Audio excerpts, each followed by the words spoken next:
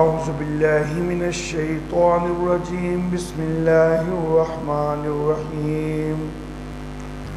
وقالت اليہود لیست النصارى على شيء وقالت النصارى ليست اليهود على شيء وهم يتلون الكتاب كذلك قال الذين لا يعلمون مثل قولهم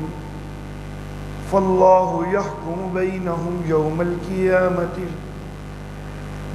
القيامة فيما كانوا فيه يختلفون صدق الله مولانا العلي العظيم وبلغنا نبيه ورسوله الكريم وقالت اليهود شکوہ ثانیہ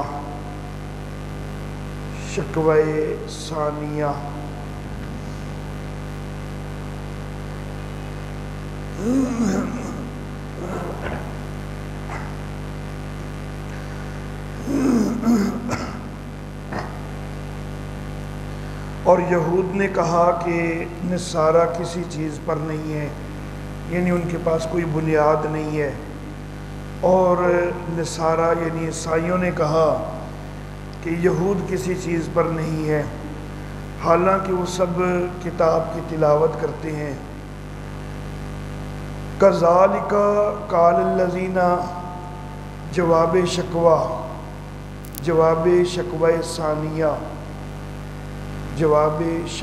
ثانیہ، اس طرح کہا ان لوگوں نے کہ جو نہیں جانتے، انہی کی بات کی طرح اللہ فیصلہ کرے گا ان کے درمیان قیامت کے دن اس میں کہ جس میں وہ اختلاف کرتے ہیں۔ تو دونوں مذاہب ایک دوسرے کو جھوٹا کہنے کے لیے یہ بات کہتے ہیں کہ وہ کسی چیز پر نہیں، وہ کسی چیز پر نہیں، حالانکہ دونوں کی بنیاد تو در حقیقت الہامی کتاب پر ہی ہے، لیکن ایک دوسرے کو جھوٹا قرار دیتے ہوئے بنیاد کا ہی انکار کر دیتے ہیں۔ البتہ دونوں مذاہب جو ہیں تو انہوں نے الہامی کتاب کے اندر تحریفات کرنی، یہ ایک الگ چیز ہے۔ وَمَنْ أَظْلَمُ مِمَّنْ مَنَعَ شکوہ ثالثہ، اور کون بڑا ظالم ہے اس سے کہ جس نے روکا اللہ کی مسجدوں سے کہ ان کے اندر اس کا نام کا ذکر کیا جائے، وَسَعَىٰ فِي خَرَابِهَا، اور جس نے ان کی خرابی کے لیے کوشش کی، مسجدوں کے ویران کرنے کے لیے، خراب کرنے کے لیے کوشش کی، تو اس سے بڑا ظالم کون ہے؟ اولئک، یہ وہ لوگ ہیں کہ مَا كَانَ لَهُمْ أَن يَدْخُلُوهَا، کہ ان کے لیے نہیں ہے کہ اس میں داخل ہوں، الا خائفین، مگر ڈرتے ہوئے، لہم فی الدنیا خزی، ان کے لیے دنیا میں بھی رسوائی ہے اور ان کے لیے آخرت میں بھی بڑا عذاب ہے۔ وَلِلَّهِ الْمَشْرِقُ وَالْمَغْرِبُ، جواب شکوہ ثالثہ، اور مشرق اور مغرب اللہ ہی کے لیے ہیں۔ فَأَيْنَمَا تُوَلُّوا، پس جہاں سے بھی تم منہ پھیرو، فَثَمَّ وَجْهُ اللَّهِ، تو وہیں پہ اللہ کی ذات ہے، بے شک اللہ وسعت والے جاننے والے ہیں۔ عام طور پر اس آیت مبارکہ کا ترجمہ یوں کیا جاتا ہے کہ فَأَيْنَمَا تُوَلُّوا، جس طرف بھی تم منہ پھیرو، فَثَمَّ وَجْهُ اللَّهِ، اسی طرف اللہ موجود ہے، اللہ کی ذات ہے۔ لیکن میں نے ترجمہ یہ نہیں کیا کہ جس طرف بھی تم منہ پھیرو، میں نے ترجمہ کیا کہ جہاں سے بھی تم منہ پھیرو۔ اگر ترجمہ یہ کیا جائے کہ جس طرف بھی تم منہ پھیرو تو ادھر ہی اللہ کی ذات ہے، تو پھر گویا کہ قبلہ کا رخ ہونا، قبلہ کی طرف رخ ہونا نماز میں یہ لازم کوئی نہ ہوا، جدھر مرضی رخ کر کے نماز پڑھ لو، پھر تو اس آیت سے یہ بظاہر معلوم ہوگا۔ دوسری طرف قبلہ کی تاکید تو بہت زیادہ ہے، جیسا کہ ابھی دوسرا سپارہ انشاءاللہ آئے گا تو اس میں آپ دیکھیں گے کہ ابتدا میں ہی قبلہ کی بار بار تاکید کی گئی ہے۔ تو جو عمومی ترجمہ کیا جاتا ہے کہ جس طرف بھی منہ پھیرو، تو اس ترجمے کی وجہ سے پھر بعض کہتے ہیں کہ یہ آیت منسوخ ہو گئی، پہلے یہ حکم تھا کہ جدھر مرضی منہ کر لو، لیکن بعد میں قبلہ کا حکم باقاعدہ آ گیا تو پھر قبلہ کی طرف رخ کرنے کا حکم ہو گیا۔ بعض نے اس طرح کی بات کہی، بعض نے کہا کہ یہ آیت مبارکہ ایسے بندے کے متعلق ہے کہ جس کو قبلے کی سمت کا پتہ نہیں چل رہا، کسی بیابان وغیرہ میں ہے، کسی ویرانے میں ہے، کوئی اس کو بتانے والا نہیں ہے کہ کدھر ہے قبلہ کا رخ، تو پھر وہ جہاں پر بھی تحری کر کے کوشش کر کے معلوم کرنے کی کوشش ضرور کرے کہ کس طرف قبلہ ہونا چاہیے، تو جو پھر اس کا دل و دماغ کہے، جو تحری کرنے کے بعد نتیجہ سامنے آئے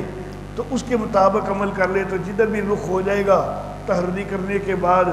تو ادھر ہی جو ہے وہ اللہ کی ذات موجود ہے، نماز درست ہو جائے گی۔ بعض نے یہ کہا کہ یہ آیت اس کے متعلق ہے کہ جو سواری کے اوپر نفل نماز پڑھ رہا ہے، تو نفل نماز جو ہے سواری کے اوپر اس میں رخ جدھر بھی ہو جائے تو وہ جائز ہو جاتے ہیں، تو مختلف باتیں پھر کرنی پڑی اس ترجمے کے مطابق۔ کسی نے منسوخ مانا، کسی نے اس کو تحری سے متعلق بنایا، کسی نے اس کو سواری کے اوپر نفل نماز سے متعلق بنایا۔ لیکن اگر ترجمہ یوں کیا جائے فَأَيْنَمَا تُوَلُّوا، جہاں سے بھی تم منہ پھیرو، کہ دنیا کے کسی بھی گوشے میں ہو وہاں سے منہ پھیرو قبلہ کی طرف، فَثَمَّ وَجْهُ اللَّهِ، تو اللہ سامنے موجود ہے، تو پھر قبلہ کا جو ہے وہ قبلہ کا تعین ہی اس سے آیت سے بھی ثابت ہوگا اور کوئی اشکال والی بات نہیں رہے گی۔ تو اس لیے یہ ترجمہ زیادہ مناسب ہے کہ جہاں سے بھی تم منہ پھیرو، یعنی تم جہاں پر بھی ہو اور قبلہ کی طرف تم منہ پھیر لو تو اللہ کی ذات موجود ہے، بے شک اللہ وسعت والا جاننے والا ہے۔ وَقَالُوا اتَّخَذَ اللَّهُ وَلَدًا، شکوہ رابعہ، سبحانہ، جواب شکوہ رابعہ، سبحانہ، جواب شکوہ رابعہ۔ اور انہوں نے کہا کہ اللہ نے اولاد بنا لی، وہ اللہ اس سے پاک ہے، بلکہ اسی کے لیے ہے جو کچھ آسمانوں میں اور زمین میں ہے، سب کچھ اس کے لیے فرما بردار ہے۔ وہ نئے سرے سے بنانے والا ہے آسمانوں کو اور زمین کو، اور جس وقت وہ فیصلہ کرتا ہے کسی کام کا تو سوائے اس کے نہیں کہ وہ تو بس کہتا ہے کہ ہو جا تو وہ ہو جاتا ہے۔ وَقَالَ الَّذِينَ لَا يَعْلَمُونَ، شکوہ خامسہ، شکوہ خامسہ، اور کہا انہوں نے کہ جو جانتے نہیں کہ کیوں ہم سے کلام نہیں کیا اللہ نے، یا کیوں کوئی نشان ہمارے پاس نہیں آ گیا۔ کذالک، جواب شکوہ خامسہ، جواب شکوہ خامسہ، کذالک قال الذین من قبلہم، اسی طرح کہا تھا ان سے پہلوں نے بھی، ان کے قول کی مثل، تشابہت قلوبہم، ان کے دل آپس میں ایک دوسرے سے مل جل گئے، قد بینا الآیات لقوم یوقنون، وہ کہتے تھے کہ ہمارے پاس کوئی نشان کیوں نہیں آ گیا۔ اللہ نے فرمایا کہ اللہ نے آیتیں واضح کی ہیں لقوم یوقنون، یقین کرنے والوں کے لیے۔ خود یہ قرآن حکیم کوئی کم نشان نہیں ہے، اس کی واضح آیات جو ہیں یہ خود بہت بڑا نشان ہے۔ انا ارسلناک بالحق کی تسلی، تسلی، بے شک ہم نے بھیجا آپ کو حق کے ساتھ خوشخبری سنانے والا اور ڈر سنانے والا۔ ولا تسأل عن اصحاب الجحیم، اور آپ سے نہیں پوچھا جائے گا جہنم والوں سے۔ ولن ترضى عنك اليهود ولا النصارى، اور اے نبی آپ سے راضی نہیں ہوں گے یہودی اور نہ ہی عیسائی، یہاں تک کہ آپ ان کی دین کی پیروی کرنے لگ جائیں۔ تو کہہ کہ ہدایت تو اللہ ہی کی ہے جو ہدایت ہے، اور اگر تو پیروی کرے ان کی خواہشات کی بعد اس کے کہ تیرے پاس علم آ چکا تو نہیں ہوگا اللہ سے تیرا کوئی حمایتی اور نہ ہی کوئی مددگار۔ الذین آتیناہم الکتاب، وہ لوگ کہ جن کو ہم نے کتاب دی ہے وہ اس کو پڑھتے ہیں جیسا کہ اس کے پڑھنے کا حق ہے۔ اولئک یؤمنون بہ، جو تلاوت کرنے کا حق ادا کرنے والے ہیں نا، حق ادا کرنا یہ کہ وہ پڑھتے بھی ہیں، سمجھتے بھی ہیں، سمجھ کے عمل بھی کرتے ہیں، تو یہ تلاوت کا حق ادا کرنے والے ہیں، تو وہ ہیں کہ جو اس کے اوپر صحیح ایمان رکھنے والے ہیں۔ وَمَن يَكْفُرْ بِهِ، اور جو کوئی اس کا انکار کرے فَأُولَٰئِكَ هُمُ الْخَاسِرُونَ، تو وہ لوگ نقصان والے ہیں۔ یا بنی اسرائیل اذکروا، اے بنی اسرائیل یاد کرو میرا احسان کہ جو میں نے تم پر کیا،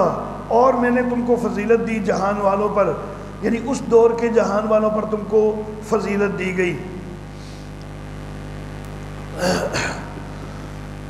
توحید کا مضمون یہاں پر ختم ہو رہا ہے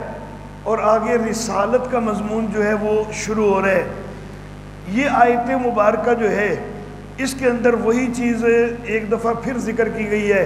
کہ جو جس وقت خطاب خاص شروع کیا گیا تھا بنی اسرائیل کو، تو یہی چیز جو ہے وہاں پر بھی ذکر کی گئی تھی۔ اب اس چیز کو دہرایا گیا ہے،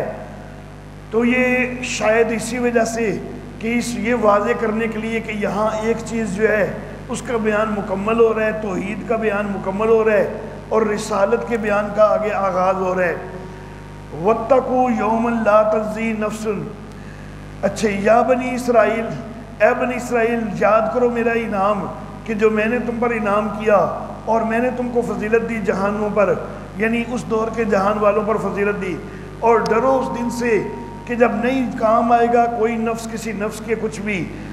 اور نہ ہی اس سے کوئی بدلہ قبول کیا جائے گا، اور نہ اس کی سفارش قبول ہوگی، سفارش اس کو نفع دے گی، اور نہ ان کی مدد کی جا سکے گی۔ کل کے درس میں غالباً یہ چاروں چیزیں جو ہیں ان کی وضاحت جو ہے وہ کی گئی تھی کہ کوئی نفس کسی نفس کے کوئی کام نہیں آ سکے گا، کوئی ضمانت دے کے چھڑا نہیں سکے گا، کوئی بدلہ بھی قبول کوئی نہیں ہوگا، کوئی رشوت نہیں دی جا سکے گی، وَلَا تَنْفَعُهَا شَفَاعَةٌ، سفارش بھی کوئی نہیں ہو سکے گی، اور کوئی جتھا بنا کے چھڑا لے تو ایسا بھی نہیں ہو سکے گا، لَا هُمْ يُنْصَرُونَ۔ وَإِذِ ابْتَلَىٰ إِبْرَاهِيمَ رَبُّهُ وَإِذِ ابْتَلَىٰ إِبْرَاهِيمَ رَبُّهُ بِكَلِمَاتٍ، اور جانچا ابراہیم علیہ السلام کو ان کے رب نے کئی باتوں سے، فَأَتَمَّهُنَّ، حضرت ابراہیم علیہ السلام نے وہ ساری باتیں جو ہیں ان کو پورا کر دیا۔ اللہ رب العزت حضرت ابراہیم علیہ الصلاۃ والتسلیمات کے امتحانات کا گویا کہ یہاں پر یہ نتیجہ ذکر کر رہے ہیں کہ انہوں نے تو اپنے سارے امتحانات کو پورا کر دیا، بڑے 100% نمبر لے لیے، بلکہ 100% سے بھی اگر کہیں کہ زائد نمبر لے کے وہ کامیاب ہوئے تو تب بھی جو ہے وہ غلط نہیں ہوگا۔ بڑے بڑے امتحانات آئے لیکن کوئی بھی استقامت کے اس پہاڑ کے آگے کوئی امتحان جو ہے وہ مشکل ثابت نہیں ہوا، ہر امتحان کو بڑی تحمل کے ساتھ برداشت کیا۔ بچے کو چھوڑ کے آنا پڑا بیابان میں، پھر بیوی کو بھی اور بچے کو بھی، پھر بچے کے گلے پہ چھری چلانی پڑی، پھر آگ کے اندر بھی جانا پڑا، پہلے علاقہ بھی چھوڑنا پڑا تھا، ہجرت بھی کرنی پڑی تھی، یہ سارا کچھ جو ہے وہ کیا، لیکن اللہ کے دین کے اوپر استقامت 100% موجود ہے، معمولی سے بھی جو ہے وہ قدم کے اندر لغزش نہیں آئی ہے۔ تو ابراہیم علیہ السلام نے سارے کام جو ہیں وہ پورے کر دیے جن جن باتوں سے اللہ نے آزمایا۔ اب ابراہیم علیہ السلام کے لیے اللہ تو کہہ رہے ہیں کہ اتمہن، انہوں نے خوب پورا کر دیا، یعنی پورے نمبر ان کے مل گئے۔ کچھ یار لوگ یہ کہتے ہیں کہ نبی عالم الغیب ہوتے ہیں، اگر نبی عالم الغیب ہوتے ہیں تو پھر تو کمالات ختم ہو جائیں گے حضرت ابراہیم علیہ السلام کے، کیونکہ اگر مجھے بھی پتا ہو کہ میرے بیٹے کے گلے پہ چھری کوئی نہیں چلنی تو پھر تو میں بھی چلا سکتا ہوں، پھر تو کوئی کمال ہے ہی کوئی نہیں۔ اگر ابراہیم علیہ السلام کو پہلے سے پتا تھا، وہ عالم الغیب تھے کہ چھری کوئی نہیں چلنی، تو پھر تو ان کا کمال کوئی نہ ہوا۔ اگر حضرت ابراہیم علیہ السلام کو پہلے سے پتا تھا کہ ابھی یہاں پر جو ہے جس وقت بچے کو اور بیوی کو وہاں پر چھوڑا ہے تو تھوڑی دیر بعد یہاں پر ایک قبیلہ آ کے آباد ہو جانا ہے اور بیوی بچے نے بڑے آرام سے یہاں پہ رہنا ہے، تو پھر تو کوئی امتحان نہ ہوا، پھر تو کوئی مشکل نہیں، پریشانی نہیں۔ اگر پہلے سے پتہ ہے کہ آگ میں جلانا کوئی نہیں، تو پھر تو آگ کے اندر داخل ہونا بھی کوئی امتحان نہ ہوا، پھر تو وہ بھی کوئی مشکل نہ ہوا۔ تو یہ جو یار لوگوں نے بات کہی کہ نبی عالم الغیب ہوتے ہیں، تو یہ حضرت ابراہیم علیہ السلام کے اتنے بڑے بڑے کمالات جو ہیں ان سب کا انکار بن جائے گا۔ قال انی جاعلک، اللہ نے انعام کے طور پہ فرمایا کہ تو نے میری ساری باتیں پوری کر دی ہیں، جو جو جانچ کی گئی ہے تو اس پہ پورا اترا ہے، تو اے ابراہیم تیرے لیے انعام ہے کہ میں تجھے بنانے والا ان لوگوں کے لیے امام۔ قال، ابراہیم علیہ السلام نے کہا وَمِن ذُرِّيَّتِي، کہ میری نسل میں سے بھی، یعنی مجھے امامت دی جا رہی ہے، ایک مرتبہ دیا جا رہا ہے، میری نسل کو بھی دین کے اوپر قائم رکھیے گا یا اللہ، اور ان کو بھی جو ہے دین کے معاملہ میں عروج عطا کیجیے گا۔ قال لا ینال عہد الظالمین، اللہ نے فرمایا کہ میرا عہد ظالموں کو نہیں پہنچے گا، جو تو ان کے اندر ایمان والے ہوں گے، نیک عمل والے ہوں گے، ان کو تو واقعی اعزاز ملے گا، لیکن جو ظالم لوگ ہیں ان کو اعزاز کوئی نہیں ملنا، بے شک وہ آپ کی نسل میں سے کیوں نہیں۔ وَإِذْ جَعَلْنَا الْبَيْتَ مَثَابَةً لِلنَّاسِ، اور جب ہم نے بیت کو بنایا، یعنی بیت اللہ کو، اللہ کے گھر کو بنایا، اکٹھا ہونے کی جگہ لوگوں کے لیے اور امن کی جگہ، وَاتَّخَذُوا اے کُلْ نَتَّخَذُوا، اور ہم نے کہا کہ بنا لو ابراہیم کے مقام کو نماز کی جگہ،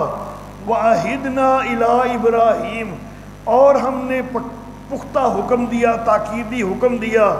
ابراہیم علیہ السلام کو اور اسماعیل علیہ السلام کو کہ پاکیزہ کریں میرے گھر کو، طواف کرنے والوں کے لیے، اعتکاف کرنے والوں کے لیے، رکوع کرنے والوں کے لیے، سجدے کرنے والوں کے لیے۔ غالباً پہلے ایک دن یہ بات عرض میں کر چکا ہوں کہ گھر کو پاک کرنے کا حکم دیا گیا۔ اللہ کا گھر جس وقت کوئی بندہ بناتا ہے تو آگے اس کا یہ ذوق تو ہوتا ہی ہے کہ میں نے جب یہ گھر بنایا ہے، مسجد بنائی ہے، تو میں اس کو صاف ستھرا بھی رکھوں۔ تو یہ ذوق تو فطری طور پر ہر ایمان والے کے اندر موجود ہوتا ہے، جو بھی اتنا شوق رکھتا ہے کہ وہ اللہ کا گھر تعمیر کر دے تو وہ اس کو صاف ستھرے رکھنے کا تو اہتمام کرے گا ہی۔ تو یہاں پر پھر خاص طور پر یہ تاکیدی حکم کیوں دیا گیا کہ پاکیزہ کریں؟ تو یہاں پر اصل میں مقصود جو ہے، اگرچہ ٹھیک ہے بیت اللہ کی ویسے صفائی ستھرائی اس کا بھی حکم ہے اور وہ بھی بہت زیادہ باعث اجر ہے، لیکن اصل مقصود یہاں پر غالباً جو ہے وہ یہ ہے کہ یہاں پر طواف کرنے والے، اعتکاف کرنے والے، رکوع کرنے والے، سجدے کرنے والے جو ہیں ان کے لیے اس کو شرک سے پاک کریں، ان کے اندر شرک والی تعلیم جو ہے اس کو ختم کرنے کی کوشش کریں، ان کو توحید کا درس دے کے ان کے دلوں کو پاک کریں۔ وَإِذْ قَالَ إِبْرَاهِيمُ، اور جب ابراہیم علیہ السلام نے کہا اے میرے رب اس شہر کو امن والا بنا دے اور اس کے رہنے والوں کو پھل عطا کر جو ان میں سے ایمان لائے اللہ پر اور آخرت کے دن پر۔ پہلے حضرت ابراہیم علیہ الصلاۃ والتسلیمات نے ایک بات فرمائی تھی، عرض کی تھی کہ جب اللہ نے کہا نا کہ میں امام بنانے لگا ہوں، تو حضرت ابراہیم علیہ السلام نے کہا کہ میری اولاد میں بھی ایک بلند درجے والے جو ہیں ہونے چاہیے، میری اولاد کو بھی جو ہے وہ درجہ بلند عطا فرمانا۔ تو اللہ نے کہا کہ نہیں، صرف جو ایمان والے نیک عمل والے ہوں گے ان کو تو بلند درجہ ملے گا، ہر ایک کو بلند درجہ کوئی نہیں ملنا، جو ظالم ہے ان کو یہ نہیں ملنا۔ اب رزق کی دعا کر رہے ہیں نا، تو دل میں پھر خیال آیا کہ کہیں یہاں پر بھی جو ہے وہ اللہ کہیں گے کہ ایمان والوں کو میں نے رزق دینا ہے، باقیوں کو کوئی نہیں دینا۔ تو حضرت ابراہیم نے دعا کے اندر خود ہی یہ کہنا شروع کر دیا کہ یا اللہ اس کے شہر کے رہنے والوں کو پھلوں کا رزق دے جو ان میں سے اللہ پر ایمان لائے اور آخرت کے دن پر ایمان لائے۔ لیکن اللہ نے فرمایا کہ نہیں ابراہیم، یہ والا معاملہ اور معاملہ ہے، درجات دینا اور چیز ہے۔ درجات تو میں نے دینے ہیں تو صرف ایمان اور نیک عمل والوں کو، لیکن رزق تو میں نے سب کو دینا ہے نا، تو دنیا کا رزق جو ہے وہ تو میں نے کافروں سے بند کوئی نہیں کرنا۔ کالا، اللہ نے فرمایا جو کوئی انکار کرے گا اس کو بھی کچھ تو نفع دوں گا میں، یعنی دنیا کا رزق تو میں نے اس سے بند کوئی نہیں کرنا، دنیا کا رزق تو اس کو بھی دینا ہے، پھر میں اس کو مجبور کروں گا جہنم کے عذاب کی طرف، اور وہ برا ٹھکانہ ہے۔ وَإِذْ يَرْفَعُ إِبْرَاهِيمُ الْقَوَاعِدَ،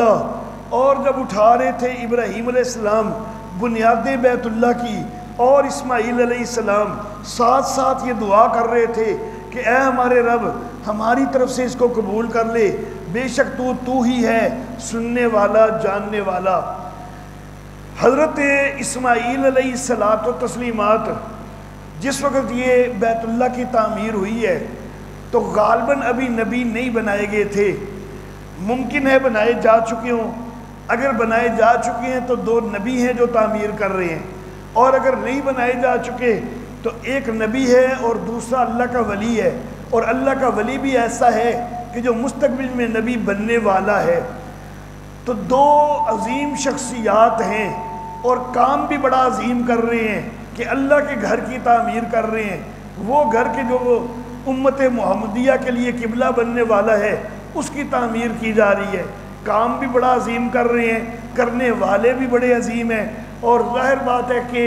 عظیم لوگوں کا خلوص بھی 100% اور بڑا عظیم ہوتا ہے، تو ان کا خلوص بھی بڑا عظیم ہے۔ اس کے باوجود اللہ کی بارگاہ میں دعا کر رہے ہیں کہ یا اللہ قبول فرما لینا، کیونکہ اصل معاملہ تو یہی ہوتا ہے کہ اللہ قبول کر لے۔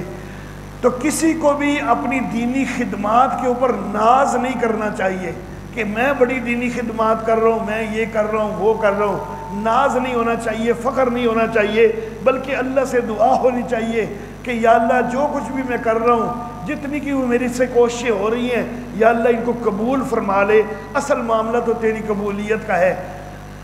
اللہ اللہ ربنا واجعلنا مسلمین لک، اے ہمارے رب ہم کو اپنا فرما بردار بنا اور ہماری نسل میں سے ایک امت بنا کہ جو تیری فرما بردار ہو، اور ہم کو ہمارے حج کے طریقے بتا اور ہماری توبہ قبول کر، بے شک تو ہی ہے توبہ قبول کرنے والا، مہربانی کرنے والا۔ ربنا، اے ہمارے رب بھیج ان کے اندر ایک رسول انہی میں سے جو ان کے اوپر تیری آیتوں کی تلاوت کرے اور ان کو تعلیم دے کتاب کی اور حکمت کی، اور ان کو پاک کرے، بے شک تو ہی ہے زبردست حکمت والا۔ وَمَن يَرْغَبُ زجر، اور کون ہے کہ جو اعراض کرے ان ملت ابراہیم کے دین سے، الا من صفیہ نفسہ، مگر وہی کہ جس نے اپنے آپ کو خود بیوقوف بنایا۔ وَلَقَدِ اسْتَفَيْنَاهُ فِي الدُّنْيَا، ہم نے تو حضرت ابراہیم علیہ السلام کو چنا دنیا میں، وَإِنَّهُ فِي الْآخِرَةِ لَمِنَ الصَّالِحِينَ، اور بے شک وہ آخرت میں بھی البتہ نیکوں میں سے ہوں گے۔ اِذْ قَالَ لَهُ رَبُّهُ أَسْلِمْ، جس وقت ان کے رب نے ان سے کہا کہ فرما بردار ہو جا، قَالَ، تو انہوں نے کہا أَسْلَمْتُ لِرَبِّ الْعَالَمِينَ، میں فرما بردار ہو گیا جہانوں کے رب کے لیے۔ وَوَصَّى بِهَا إِبْرَاهِيمُ بَنِيهِ، اور ابراہیم علیہ السلام نے اسی کی وصیت کی اپنے بیٹوں کو بھی، وَيَعْقُوبُ، اور یعقوب علیہ السلام نے بھی اسی کی وصیت کی۔ اللہ اللہ، کس کی وصیت کی؟ کہ اللہ نے کہا نا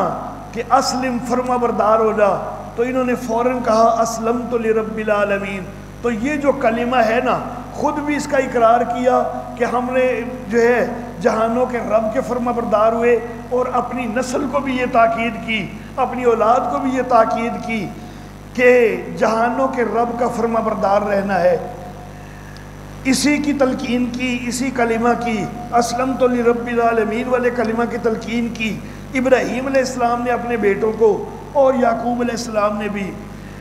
یا بنیہ، اے میرے بچوں، اے میرے بیٹوں، بے شک اللہ نے چنا ہے تمہارے لیے ایک دین،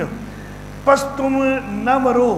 مگر یہ کہ تم فرما بردار ہو۔ وہ جو اسلم تو والی بات ہے، مسلمون کے اندر وہی بات ہو گئی کہ اس حال میں تمہاری موت آنی چاہیے کہ تم فرما بردار ہو، مسلم ہو۔ ام کنتم شہداء، کیا تم موجود تھے؟ نیچے لکھ لیں استفہام برائے اقرار، استفہام برائے اقرار۔ کیا تم اس وقت موجود تھے کہ جب یعقوب علیہ السلام کے اوپر موت کا وقت آیا،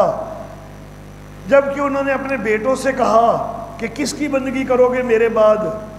انہوں نے کہا کہ ہم بندگی کریں گے آپ کے معبود کی اور ابراہیم علیہ السلام کے معبود کی۔ اچھا جی، وَإِلَٰهَ آبَائِكَ، اور آپ کے آبا کے معبود کی، جو کہ ابراہیم ہیں اور اسماعیل ہیں اور اسحاق ہیں، اور وہ ایک ہی معبود ہے۔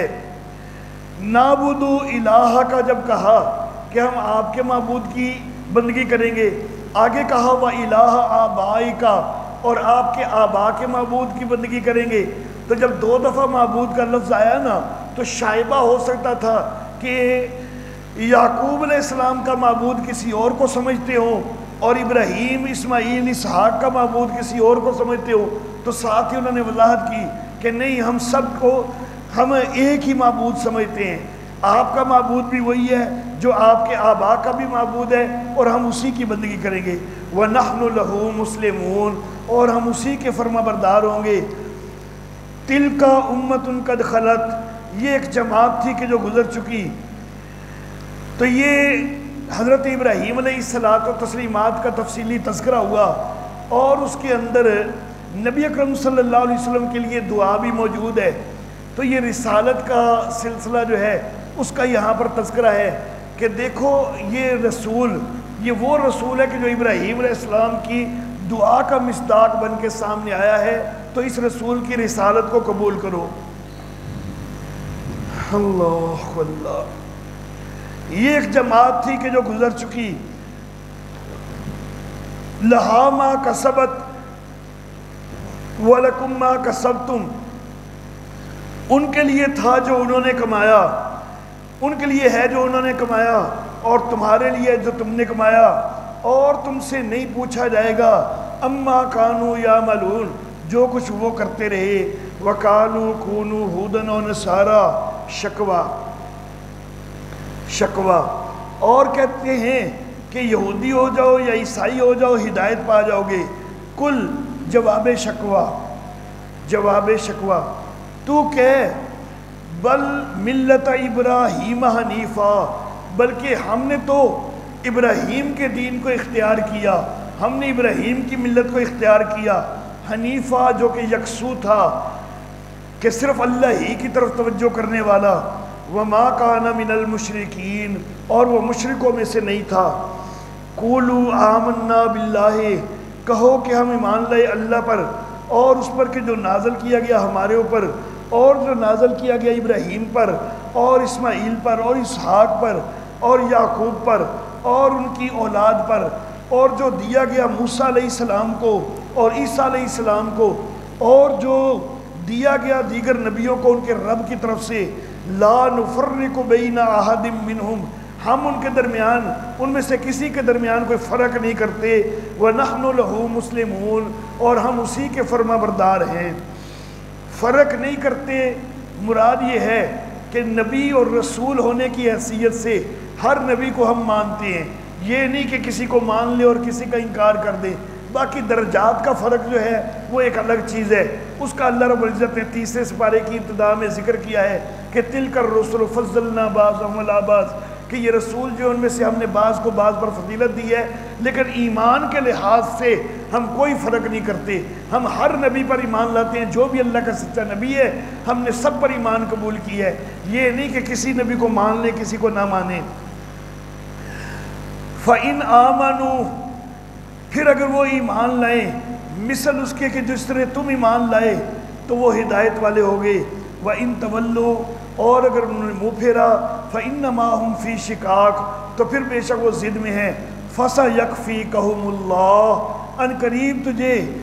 ان قریب تیری طرف سے اللہ ان کو کافی ہو جائے گا۔ وَهُوَ السَّمِيعُ الْعَلِيمُ، اور وہ سننے والا ہے، جاننے والا ہے۔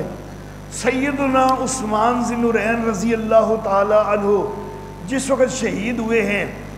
قرآن حکیم کی تلاوت فرما رہے تھے، جب بدبخت ظالموں نے حملہ کیا،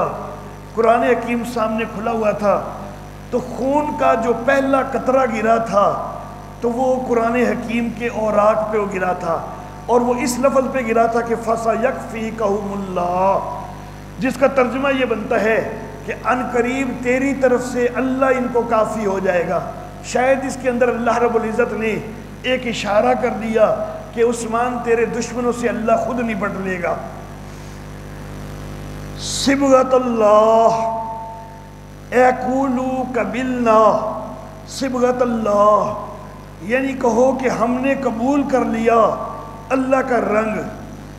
وَمَنْ أَحْسَنُ مِنَ اللَّهِ صِبْغًا، اور اللہ کے رنگ سے بڑھ کر کس کا رنگ ہو سکتا ہے؟